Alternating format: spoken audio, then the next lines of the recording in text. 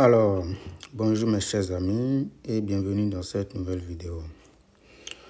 Aujourd'hui, nous allons voir comment nous pouvons déterminer le dernier chiffre d'un nombre sans toutefois connaître explicitement tous les chiffres, d'accord, de ce nombre-là. Donc, vous convenez avec moi que si nous avons par exemple 465 dans le système décimal, le dernier chiffre, c'est exactement 5. Parce que là, nous avons 465 qui est donné explicitement avec tous ces chiffres. Si nous prenons évidemment un autre nombre, 447 521, nous sommes tous d'accord que le dernier chiffre, c'est 1. Mais qu'est-ce que nous allons faire lorsque nous avons un grand nombre dont même les machines dont nous disposons, d'accord, ne peuvent pas donner tous les chiffres de ce nombre parce que c'est tellement un grand nombre? Eh bien, la bonne nouvelle, c'est qu'on peut utiliser la notion de congruence. Donc, pour comprendre cela, on peut commencer par regarder ce qui se passe ici. C'est quoi 465? Lorsque vous regardez 465, c'est exactement 400 plus 60 plus 5. Ici, lorsque vous regardez 47 521, c'est exactement 40 000 plus 7 000 plus 500 plus 20 plus 1. Donc, à chaque fois, on constate que le chiffre des unités, d'accord, est en réalité, lorsqu'on effectue par exemple 465 moins tout ceci, on constate qu'on obtient en quelque sorte un multiple de 10. Donc, en termes de congruence, ça voudra dire que 465, d'accord, est congru à 5. Donc, en réalité, quand on fait 465 moins 5, on constate que le résultat est un multiple de 10. De la même manière, quand on prend 47 521 moins 1, moins le chiffre des unités, on constate que tout ce qui reste est un multiple de 10. Donc, on dit en termes simples que 465 est congru à 5 modulo 10. Si on regarde bien ceci également, ça fait 47 521 qui sera congru à 1 modulo 10. En gros, d'accord, le dernier chiffre dans le système décimal, c'est en réalité le reste de la division euclidienne de ce nombre-là par 10. Donc, si on vous demande de déterminer le dernier chiffre d'un grand nombre, en réalité, on vous demande simplement d'aller chercher le reste de la division euclidienne de 7 à la puissance 2027 par 10. D'accord? Et donc, cherchons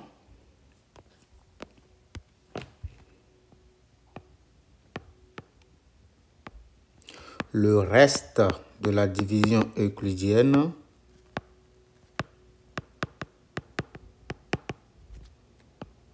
de 7 exposant 2027 par 10. Donc, on va commencer par regarder les restes de la division euclidienne des puissances de 7, d'accord, par 10 en commençant par 7 exposant 1. Donc, premièrement, 7 exposant 1, c'est égal à 7. Donc, on va chercher le reste de la division euclidienne de ce 7-là par 10. Comme 7 est plus petit que 10, ça veut dire que le reste dans la division euclidienne de 7 par 10, c'est encore 7. Donc, nous allons écrire simplement que 7 est congru à 7 modulo 10. C'est pour dire que le reste de la division euclidienne, d'accord, de 7 par 10, c'est encore 7. Quand vous faites 7 moins 7, le résultat c'est 0. 0 est un multiple de 10. Donc, on passe à la puissance de 2, c'est-à-dire 7 exposant 2. Donc, on écrit 7 exposant 2. On calcule d'abord, c'est égal à 49. Et 49 est congru, d'accord, à 9 modulo 10. On continue, d'accord, jusqu'à ce que on obtienne par exemple dans ce processus-là quelque chose qui est régulier ou bien tout simplement lorsqu'on trouve 1 comme reste. D'accord, c'est le plus simple, c'est ce qu'on observe le plus souvent. Donc, nous allons continuer jusqu'à ce qu'on obtienne ici comme reste 1. Allons-y. 7 exposant 3, c'est égal à 343. Donc, on va regarder le reste dans la division euclidienne de 343 par 10. Ce n'est rien d'autre que le dernier chiffre ici qui donne 3. Donc, 343 est congru à 3 modulo 10. On continue. 7 à la puissance 4, c'est égal à 2401. Donc, nous allons regarder 2401. Ce n'est rien d'autre que son dernier chiffre. Puisqu'on cherche le reste, ça va être exactement 1.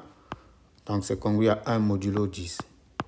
Voilà. Donc, on vient d'avoir 1 comme reste. Donc, on va s'arrêter là. Donc, cet exposant-là est très crucial. Pourquoi? Parce que ce que nous cherchons, c'est 7 exposant quelque chose. Donc, les exposants, on va établir une relation entre 2027 et l'exposant 4. Parce que nous avons de belles propriétés pour les congruences que je vais rappeler tantôt. Donc, la deuxième étape consiste à établir, donc première étape, commencer par chercher les restes possibles, d'accord, les restes de la division euclidienne des puissances de 7 jusqu'à obtenir 1. Deuxième étape, établir une relation entre 2027 et l'exposant 4, parce que c'est cet exposant-là qui nous a permis d'obtenir le 1.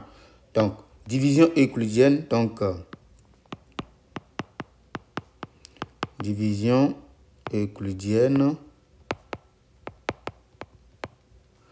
de 2027 par 4. Donc, vous utilisez la machine, par exemple, 2027, c'est égal à 4 multiplié par 506 plus, d'accord, 3. Donc, vous comprenez avec moi que le reste ici, dans la division euclidienne, d'accord, de 2027 par 4, c'est égal à 3. Tout de suite, vous devez comprendre que le reste qu'on cherche, c'est exactement le reste que nous avons obtenu lorsqu'on a fait 7 exposant 3. Donc, le reste va être ceci. Mais je vais expliquer tantôt pourquoi le reste est égal à 3. Ok, allons-y. Pour ce faire, nous allons dire maintenant que 7 exposant 2027, en réalité, ça devient quoi? 7 exposant 4 fois 506 plus 3. Mais ça, c'est égal à quoi? C'est égal à 7 exposant 4, le tout exposant 506. D'accord? Si vous voulez, je vais faire d'abord un petit pas pour ne pas faire des erreurs. Donc, 7 exposant 4 multiplié par 506, multiplié maintenant par 7 exposant 3. Là, nous avons utilisé la formule A exposant n plus m égale à A exposant n, d'accord, fois A exposant m. D'accord, je rappelle ça ici rapidement. A exposant n plus m, c'est exactement A exposant n fois A exposant m. Donc, nous avons ici le n, c'est exactement tout ça. Et le m, c'est exactement ça. Voilà. Donc, on continue, d'accord? Ça, maintenant, c'est quoi? C'est exactement 7 exposant 4. On le prend comme ça à cause de ce que nous avons retrouvé ici tantôt là. Je vous ai dit que cette étape est cruciale dans la détermination du reste. Ok. Donc, le tout exposant 506 multiplié maintenant par 7 exposant 3. Maintenant, nous passons aux congruences. Qu'est-ce que nous savons? Donc, ici, ça, c'est 7 exposant 2027. C'est le nombre de départ. On cherche le reste dans la division euclidienne par 7. Qu'est-ce que nous savons? Nous savons que 7 exposant 4 est naturellement congru à 1 modulo 10. Et puisque vous connaissez les propriétés des congruences, il faut prendre l'exposant n'importe quoi ici. On va juste répéter l'exposant ici, d'accord, sans toucher, comment on appelle-t-on, au 10. Donc ici, nous obtenons 7 exposant 4, le tout exposant 506, qui va être congru à 1 exposant 506 modulo 10. Donc, on continue. Ça veut dire que 7 exposant, donc 4 multiplié par 506 fois 7 exposant 3, je suis en train juste de multiplier par ça, serait maintenant congru. Donc tout ça, on sait que c'est égal à 1, il n'y a pas de souci pour ça. Donc ce qui nous donne 7 exposant 3 modulo 10. Mais qu'est-ce que nous savons ici? 7 exposant 3 est congru à quoi? Ici, nous savons que 7 exposant 3 est congru à 1. Donc, d'accord? 7 exposant 3 est congru à 3 modulo 10. Donc, nous allons juste rappeler ça. Or, 7 exposant 3 est congru à 3 modulo 10. Alors, ce qui se passe, c'est que 7 exposant 2027 est également congru à 3 modulo 10.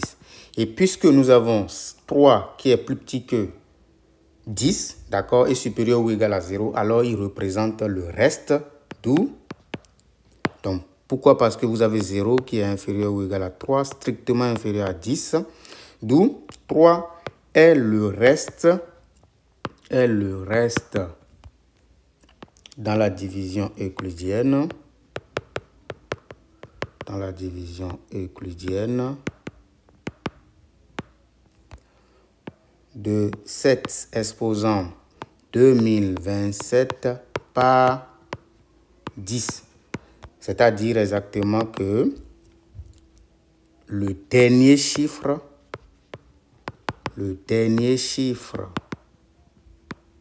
du nombre 7 exposant 2027 est exactement 3. Vous voyez, sans connaître le nombre, d'accord, on connaît son dernier chiffre. Donc, nous allons faire une autre vidéo où je vais vous montrer comment est-ce qu'on détermine le chiffre des dizaines. Mais je sais que vous le savez déjà. Et donc, voilà, c'est la fin de cette vidéo. N'hésitez pas à commenter, d'accord, à nous proposer des sujets et surtout à partager avec